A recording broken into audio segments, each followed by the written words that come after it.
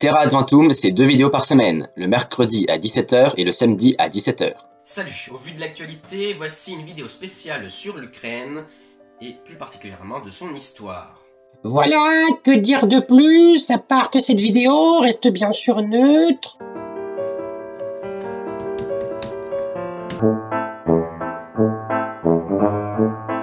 Le concentré, la connaissance à portée de main, par Terra Adventum.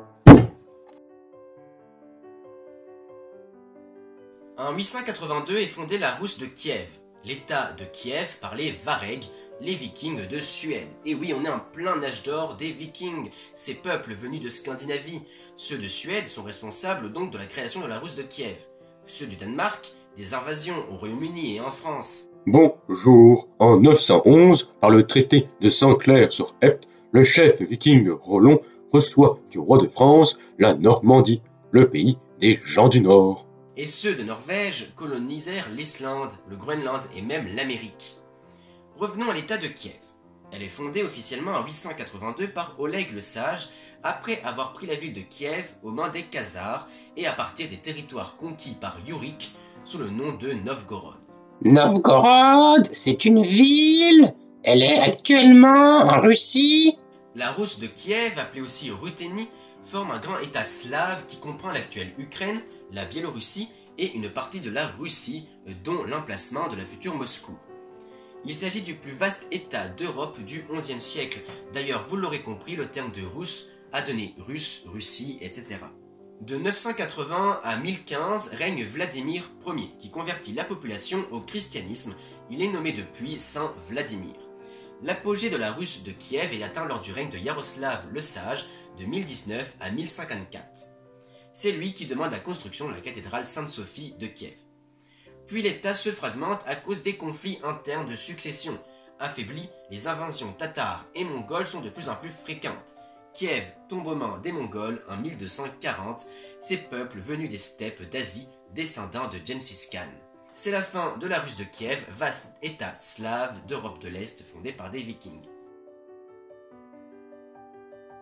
En 1362, le Grand-Duché de Lituanie s'empare de Kiev et d'une grande partie de l'Ukraine. Les Mongols et Tatars sont toutefois encore présents dans les steppes pontiques à l'est et en Crimée. Dans la même période, c'est le royaume de Pologne qui s'empare de la Galicie à l'ouest de l'Ukraine. La Pologne prend de plus en plus de place et on assiste à une polonisation de l'Ukraine. En 1569, la Pologne récupère même les possessions de la Lituanie en Ukraine. La polonisation est de plus en plus importante, certains se convertissent même au catholicisme.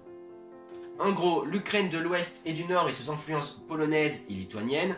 D'ailleurs, en 1569, les deux États s'unissent pour former l'État des deux nations. Et le Sud et l'Est est sous influence tatare, ottomane ou encore russe. En 1649, un État cosaque se forme, c'est l'Hetmanat cosaque. Les Cosaques, ce sont des paysans orthodoxes qui refusent les influences polonaises et le catholicisme. À la suite des premières et deuxièmes partitions de la Pologne, qui met fin à la République des deux nations, l'Ukraine de l'Ouest devient autrichienne, tout le reste de l'actuel territoire, y compris l'État cosaque, devient russe sous le règne de Catherine II. Cette région russe est appelée alors Nouvelle-Russie. Durant tout le 19e, l'Ukraine est principalement occupée par l'Empire tsariste russe. L'Ukraine devient alors le grenier de la Russie, elle possède les terres les plus fertiles. En 1917 a lieu la révolution russe. Les bolcheviks de Lénine s'emparent du pouvoir. Les Ukrainiens en profitent pour déclarer leur indépendance et ainsi former la République populaire ukrainienne. Mikhailo Ourjevski en est le chef, puis c'est Volodymyr Vinichenko et Simon Petlouria qui deviennent présidents à leur tour dans un climat tendu de guerre civile. En 1922, l'armée rouge occupe une grande partie du territoire. C'est la fin de la courte vie de la République populaire d'Ukraine et la naissance de la République socialiste soviétique d'Ukraine, RSSU. Toutefois, une petite partie de l'Ukraine à l'ouest appartient à la Pologne ressuscitée. Elle sera donnée à l'Ukraine en 1939 lors de la refin de la Pologne occupée par les Allemands et l'URSS.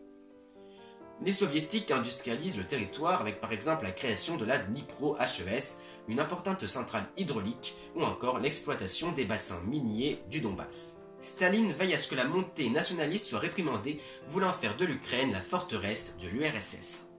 Une grande famine touche l'URSS en 1931 et 1933 et encore plus gravement l'Ukraine, qui est, on le rappelle, la région la plus fertile de l'Union soviétique. Durant la Seconde Guerre mondiale, par l'opération Barbarossa, L'opération allemande qui vise à envahir l'Union soviétique. les Allemands occupent l'Ukraine, elle est libérée en 1944. En 1954, Nikita Khrouchtchev transfère la Crimée à la RSSU et en 1986 a lieu la catastrophe nucléaire de Tchernobyl. En 1991 est proclamée l'indépendance du pays, processus lié à la fin de l'URSS et à la création de tous les pays ex-soviétiques. Allez, petit point géographique sur les nouveaux États après la dislocation de l'URSS.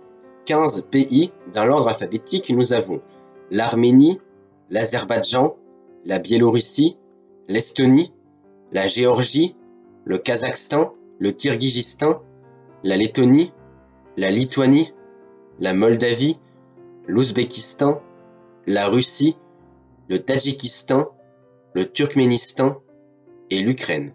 Dans l'histoire récente, l'Ukraine est dans une situation très compliquée, située entre l'Union européenne et la Russie, avec des populations à l'ouest plutôt partisans de l'UE et à l'est plutôt de la Russie. Ce qui peut nous rappeler la période de l'histoire où l'Ouest appartenait à la Pologne-Lituanie et l'Est aux Ottomans et aux Russes. En 2004, le président élu est Viktor Yanukovych, un pro-russe, mais il perd sa place lors de la révolution orange. Des grosses manifestations accusent les élections d'être truquées. Le second tour est alors rejoué, et c'est Viktor Yushchenko qui est élu. On voit très bien d'ailleurs sur cette carte la séparation nord-ouest-sud-est de l'Ukraine. Toutefois, en 2010, Yanukovych devient réellement président de l'Ukraine. Étant pro-russe, c'est tout naturel qu'il refuse de signer les accords permettant un rapprochement du pays avec l'Union européenne. Des manifestations pro-européennes nommées Euromaïdan ont alors lieu un peu partout dans le pays en 2014. Ce qui s'ensuivit, c'est le conflit russo-ukrainien. La Crimée est annexée par la Russie et la République de Donetsk et de Lugansk proclament leur indépendance, même si aucun pays ne les reconnaît. Une guerre éclate alors entre les pro-russes du Donbass et les forces ukrainiennes, guerre qui continue actuellement sous le nom de guerre du Donbass. En 2014, Petro Poroshenko est élu président et depuis 2019, c'est l'acteur Volodymyr Zelensky. Et comme vous le savez, depuis le 24 février 2022, l'Ukraine est envahie par la Russie. Merci pour le visionnage de cette vidéo, j'espère qu'elle vous a plu. Si c'est le cas, n'oubliez pas de l'aimer, de la partager et surtout abonnez-vous.